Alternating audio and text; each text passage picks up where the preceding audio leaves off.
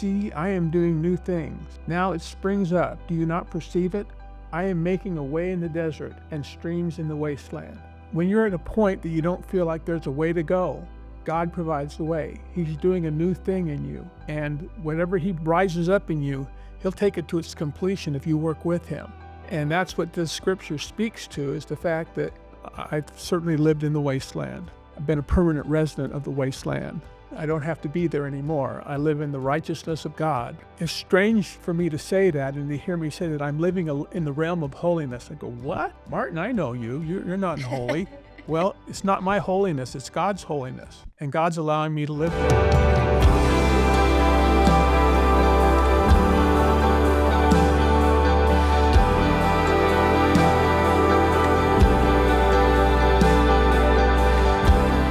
Welcome back to another episode of the Phoenix Chronicles. I'm Jes. I'm Martin. And today we're going to talk about our why, the reason that keeps us going and focused and motivated when we are looking at accomplishing a really big task. We're talking specifically about looking at losing weight and wanting to keep going for that. So, Dad, what was the moment that you became really determined to attack this? Well, it goes back to my diabetes story. And when I was told that I had diabetes, that scared me. I can't explain why I wasn't afraid of dying when I weighed 660 pounds based on my heart quitting, or I just wasn't concerned about that because my numbers were really good. I didn't have high cholesterol or anything like that. I've already said that before, but I didn't have high numbers. And so I thought, I've got a real strong, healthy heart. I'm not going to die of a heart attack. Although eventually my heart would have just given up on me and said, this is crazy. I can't keep pumping blood to a 660-pound refrigerator. It's not going to work for very long. So that's the moment that I looked at it and I said, my gosh, diabetes is something, if it's not managed well, can take your life. And it can cause blindness. It can cause neuropathy. It can cause other diseases that go along with it. And there's a lot of things that happen when you've got diabetes. And that scared me. And I realized I had to do something to manage it, because I knew that I would not manage diabetes well because I didn't manage being on a diet well. And that was the key to a healthy life if you're a diabetic, is not only taking your medicine, but eating the right way and exercising the right way and drinking the right amount of water and getting enough sleep. All those things that I didn't do in losing weight, I knew I wouldn't be able to do with the diabetes either. And that's when it scared me. And that's when it brought me to the point that I knew I had to do something about it. So how did you find your why?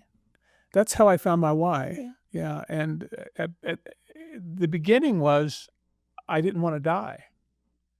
Now, my why has changed over the years to an eternal why. But at the beginning, my why was something that I really needed to make impulsive for me right then and there, give me some motivation right then and there to say, no, I'm not gonna cheat on this diabetic diet. What is a why? A why is the reason you're doing the diet. It's the reason you're saying no to yourself. And at my first, before I got involved with making it all about God, they were all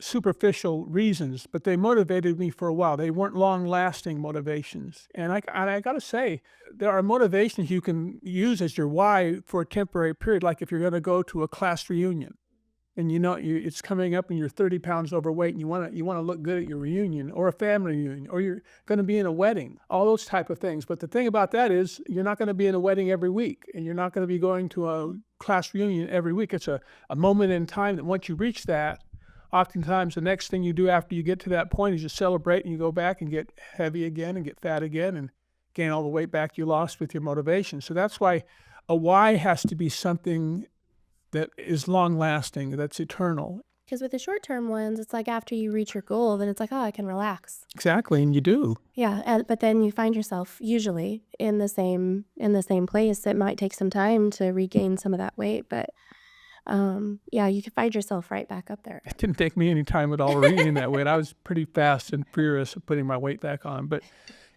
as I looked at it and thought, I don't want to die from this. I don't want to die with a leg amputated. I don't want to die being blind. I don't want to die all these things. And it kind of brought to mind, Dylan Thomas wrote a poem I believe it was about his father who was dying. And his father seemed to have given up. And he said, "Do not go gentle into that good night.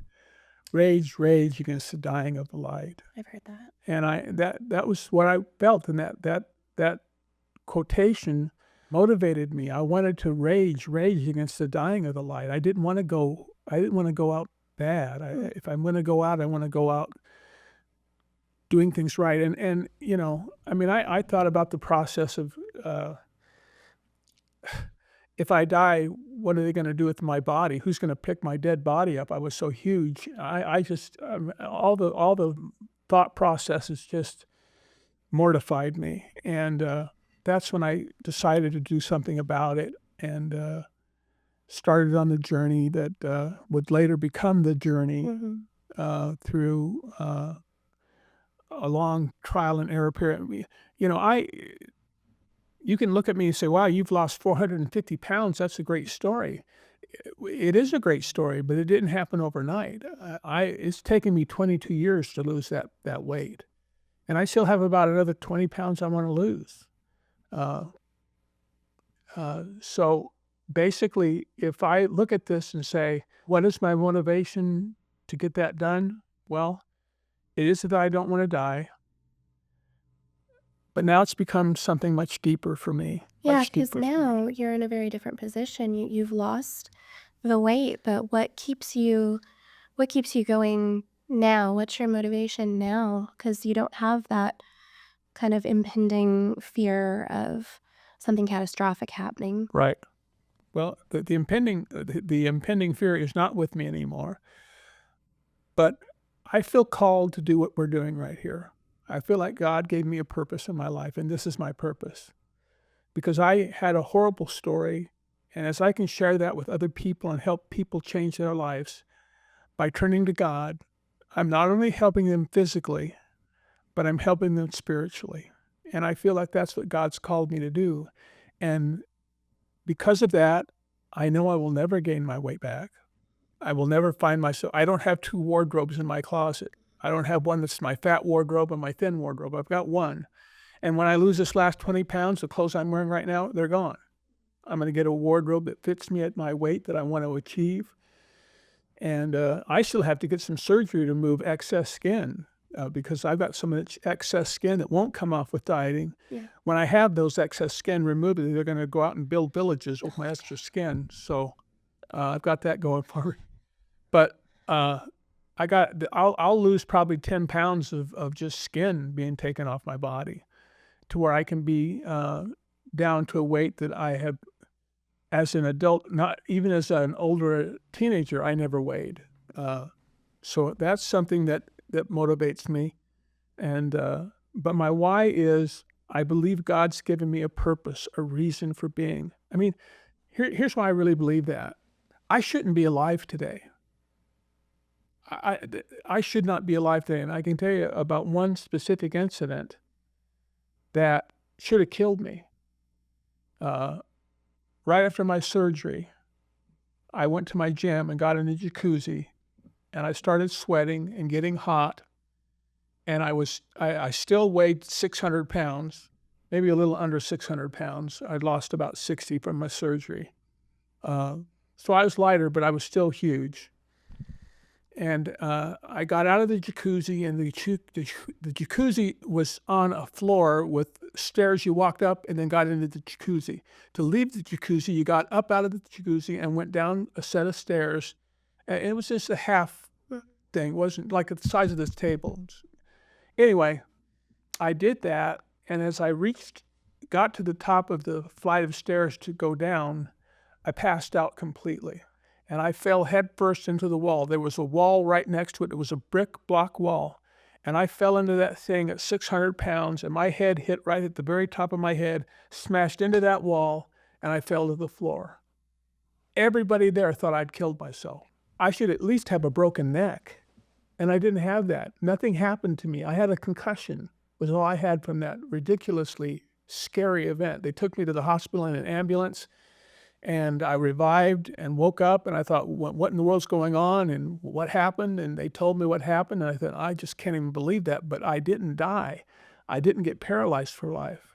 or just considering the fact that I carried around over 550 pounds for at least 20 years of my life, that something, either physically by an accident of falling or hitting my head or something like that, something should have happened or could have happened, but it didn't. And so I believe that I'm here for a reason. And then, like I said, when I started this journey, uh, it came about in such a way that God provided me the answers. That's my why now. It's just bottom line, that's my why. I feel like I'm here for a purpose. I'm here for you.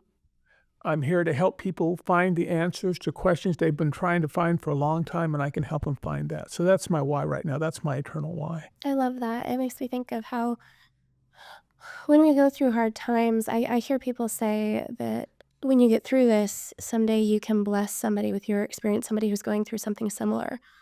You can share like how you got through that and be a blessing to other people. And we've talked about how that's an important thing. And I love how that connects to your purpose, our purpose, because I feel the same way you do about how this is something we just want to share with people about how for this struggle and for all struggles, God's the answer. God can help you. He is the answer. Yeah. What about you, Jess? What was your first why? Similarly to you, my whys, I think initially were, I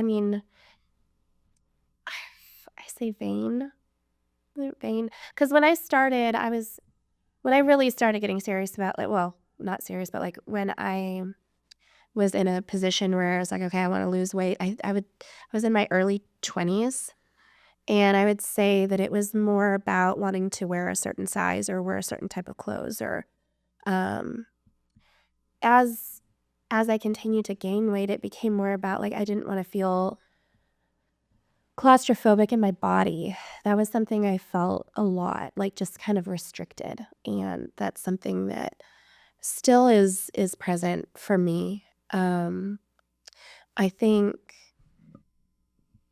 my why was very surface level, and it was very focused on myself, very much about wanting to have a certain life or look a certain way, or and then believing that if I looked a certain way, I would be happy, I would be fulfilled, I would be XYZ, whatever needed to fit the bill that day. And I had periods of time like through college where I was a healthy, normal weight up until I got married.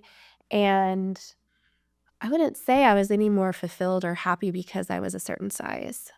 So that myth was kind of busted for me, that weighing what I thought I should weigh or wearing a size 4 meant that I was going to be happy. In my experience, it wasn't.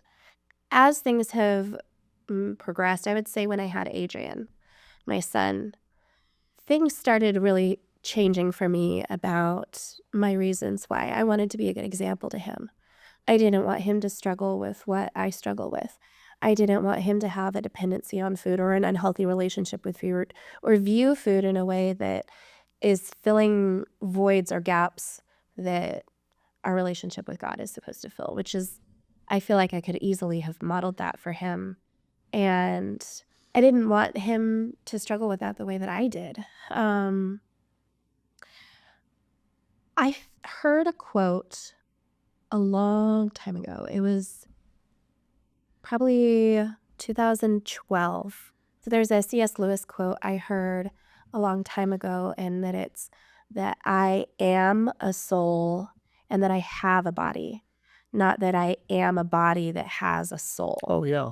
So that shifted my perspective for me because I was so focused on the exterior. I was so focused on how I was perceived. And when I started thinking about like, this is just a thing that I have, what really matters is my soul, and that's who I am. My soul is who I am, not my body, not the way that I look. That doesn't define who I am in any sense. It's my soul that defines me.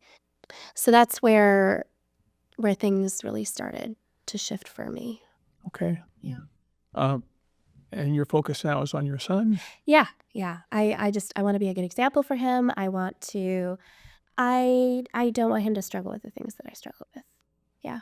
That's a powerful one then, and that makes eternal difference. It's not just a matter of today and tomorrow. It's eternally makes a difference in what you're doing and how you're accomplishing things. And I would say very just like you, when I started realizing that I am more than just this body that I'm in, um, that shift change into it became about I wanted to be obedient to God. I What I realized my struggle was about food being the most important thing to me and how I have this kind of push-pull dynamic with my obedience to God and how it's such a struggle for me. Anymore, I think my greatest motivation is just I want to be obedient to God. And the thing about obedience is important to remember is obedience isn't perfection. No, no. You know, our pastor gave an example the other day about obedience and saying that if you went to your children and they were playing in their rooms and they're on video games and their room's a mess, and you come and say, now clean up your room, and you come back an hour later and they're still playing video games, they haven't touched the room, now that's disobedience.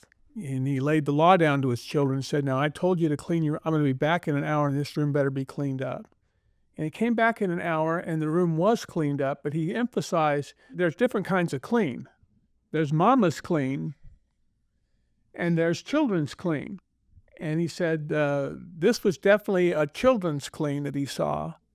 But the bottom line was they were obedient. They cleaned the room up the best that they knew how to do it. They cleaned the room up. And so it doesn't require perfection. It just requires obedience to just strive to do the right thing consistently and all the time. And so will you fall down and fail? Yeah. Will it be a children's cleanup instead of a mama's cleanup? Absolutely.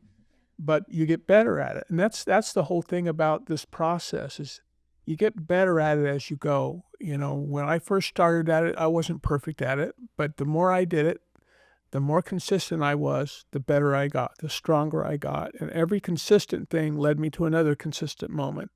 And it just, you kind of, it's like working at a factory where there's so many days where nobody's injured and they put that number up there and it keeps growing and growing and growing and growing. And you want to keep that number growing until somebody gets injured again and it falls back to zero. Well, with God, you never fall back to zero. Yeah. God, I love that example. Yeah, you don't fall back to zero. You fall back on God, and He's there to lift you up and say, let's go ahead. Let's start again right now. Let's get it going again. To be clear, when I say, like, when I'm talking about obedience to God, I'm not saying that everyone needs to be obedient to God in this way. This is something that I have identified as a struggle for me, my relationship with food. I have turned it into something that is destructive and more important to me than God. And so when I talk about obedience, I'm saying I feel that God is instructing me to have obedience in my relationship with food and how I prioritize that. Not everybody is going to have this struggle. So not everybody needs to fit the bill of what we're describing here to be obedient to God. I think that's going to be different for everybody, depending on what your struggle is. It's different between you and I. It is We totally. have different things that we feel like God is holding us, that He is asking us to do, because we have different heart issues. We have different aspects of it that are unique to us individually, and every person is going to have that. And for me, I know what God is calling me to do, and I have struggled with obedience to that. And my goal, and I'm going to say I look forward to the time that I am primarily in a state of obedience, and that my heart is in a good place about that. And I can speak to that because I'm not a young guy. I've been around for a long time. And I can tell you that it hasn't been until I practiced these principles of daily prayer, praying for others, daily Bible reading, daily Bible study, worship on a continual basis, that I can honestly say that I'm not saying, you know, if a man says he's without sin, he lies. There's no truth in him. I'm not saying that. I'm saying that I have a consistent level of obedience with God right now that comes from using this program and utilizing this program. One of the biggest things that helps me with that is something we'll talk about later we call neurobics, is the way I speak to myself. That's another thing we won't go into right now. But you can be obedient, not perfect, but you can be obedient to God using these principles over and over again consistently and teaching yourself to do that. It'll transform you. I keep saying that because it's true. It'll transform you by the renewing of your mind. Your mind will be changed. The way you think about things will be changed. I can assure you of that because it's changed my mind in more ways than one, more ways than just about food. It's changed my mind about how I interact with my wife, and it's made me a better husband. It makes me a better grandfather and father. It makes me a better man because God's transforming me by the renewing of my mind all the time. So we're going to take a really quick break. We will be right back to talk about a specific step in the journey.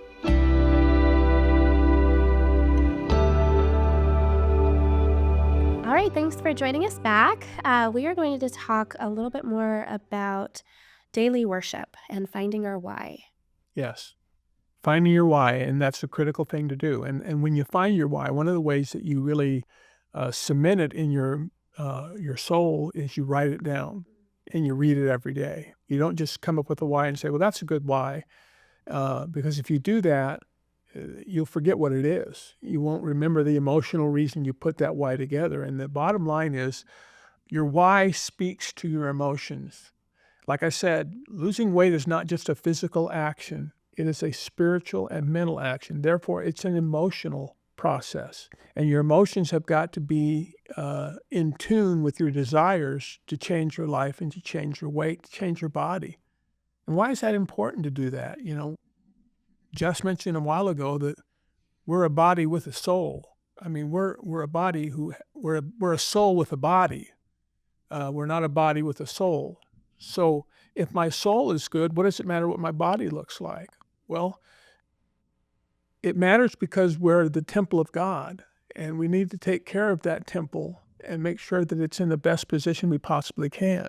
Well, I would say it doesn't matter what it looks like, but he may ask us to go and serve in a platform that requires physical movement for our body, like building homes or going and doing mission trips or something that if we are restrained by our health and our physical ability to carry out those things, then we're missing out on part of the purpose or plan that he might have for us.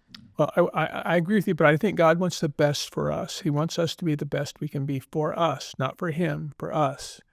And being physically fit and being healthy, all those things matter. And that's why we're teaching people to do this, because it does matter. I know because of the life I lived, the misery I went through with the body that I walked around with. And by the way, I was miserable at 300 pounds. It didn't have to be 660 to be miserable. I was miserable at 300 pounds. And a lot of people who are typically fit, they are miserable when they're 30 pounds overweight. So we can address that and change that. And it's something God wants for us is to be able to have that lack of stress and lack of disappointment and lack of discomfort that we can have in our bodies. And so the way we do that is to approach our emotional needs by creating a why. And as I said before, your why can be temporary. It can be superficial to get you started. That's true. And I would say that if you have a reunion coming up, use your why. That's a great why. I've done that before. It's a great why to help you lose weight. Or if you're going to be in a wedding, or if you're going to be going to a big social function that's important and you want to look your very best, use that. It's just that when that event is over, that why is gone. It doesn't have any lasting imprint upon your actions. That's why having an eternal type of why is really more important. That's where reading in the Word really makes a difference. This is where God speaking to you makes a difference, because we speak to God and give him everything. We pour our heart and soul out to him. Well, God pours his heart and soul out to us all the time. God's a talker. All you have to do is look at the size of a Bible and see how big it is and see that God's a talker. He's got a lot of things to say, and we need to listen to those things. And you'll find reason after you listen and read these things, you'll find the reasons that you need to have to create your why. That's one of the easiest ways I can tell you to create your why if you don't have an internal why. Um, a why that's going to last past an event, a why that's going to last for your lifetime. And that's not to change. It won't change. It might change from time to time. It might change to another eternal thing. You reach one level of success, and you've got that locked in, and now you need more. Because remember, the Phoenix Chronicles is not about losing weight alone. It's about keeping it off. It's about changing your heart, your mind, and your soul so that you don't put the weight back on. And it doesn't become a struggle. It becomes something you easily do. And the why that you have with that is something you carry with you for the whole time. I think a way, if you are struggling to find your why, there's a couple of things that come to mind. You could start by writing a list of things that are important to you, things that you value. This could be time with your family. This could be your job. This, whatever it is, make a list of the things that are important to you. And when you go back and you reevaluate, it's going to help start giving you an idea of what that is. Because for some, it might be really difficult to identify like a why. They may not have a reason specifically. Um, Another option is you could ask God, Yes. talk to Him, ask Him to show you if you're struggling, or if you feel icky about your why. I have before when my why was very centered around, I guess, my vanity, and at first I didn't feel bad about that, and then I started feeling like my heart just wasn't in the right place, and I asked for help with that. And I asked Him to show me where my heart is supposed to be. And that's when I kind of came to the place of like, ultimately, my goal was going to be about obedience. Yeah, my first whys that I came up with and developed, I didn't know that I was developing whys back then. But it was when I was in high school and I was overweight. And my why then, although I hadn't written it out or said it, my why was I wanted a girlfriend. I, I, I wanted to be a chick magnet. I wanted something to say, hey, look at this guy. And that's not exactly the greatest why or motivation that you have out there. But that's exactly right. You write down the things that are important to you is a very, very good idea. And it will really help motivate you to do that. It's an ongoing process. Your why is something that'll change and mutate over the years. And you just keep making it work for you no matter what it is. Just take advantage of the superficial things and utilize that, but create something in you that's long lasting and that's eternal in your why. And that will really change you fundamentally down to your core. As you're working with the scriptures, as you're working with God, God will change you. And that's what's really powerful about this. I would like to read a scripture right now about this. It's in Isaiah, the 43rd chapter, verse 19.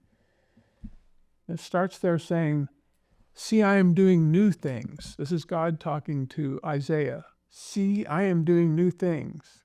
Now it springs up. Do you not perceive it? I am making a way in the desert and streams in the wasteland." So when you're at a point that you don't feel like there's a way to go, God provides the way. He's doing a new thing in you. And whatever He rises up in you, He'll take it to its completion if you work with Him. And that's what this scripture speaks to, is the fact that I'm making a way in the desert and streams in the wasteland. Well, I've certainly lived in the wasteland, and I've been a permanent resident of the wasteland. I've been the mayor of wasteland, and now I'm not. I don't have to be there anymore. I live in the righteousness of God. I live in holiness of God, and it's strange for me to say that and to hear me say that I'm living in the realm of holiness. I go, what? Martin, I know you. You're not holy. Well, it's not my holiness. It's God's holiness. And God's allowing me to live there.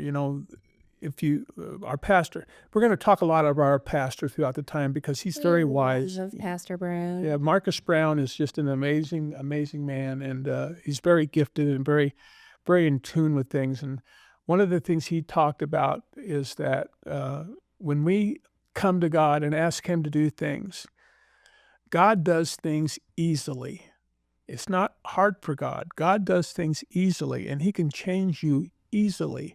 if we just allow him to, if we just let him in. God can change you easily, and that's something that Marcus Brown shared with us just this past week.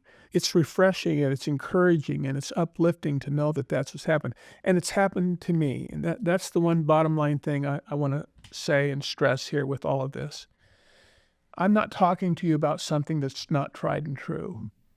I was the hardest of hard cases when it came to obesity, out of control eating, craziness of thought. I was the worst of worst.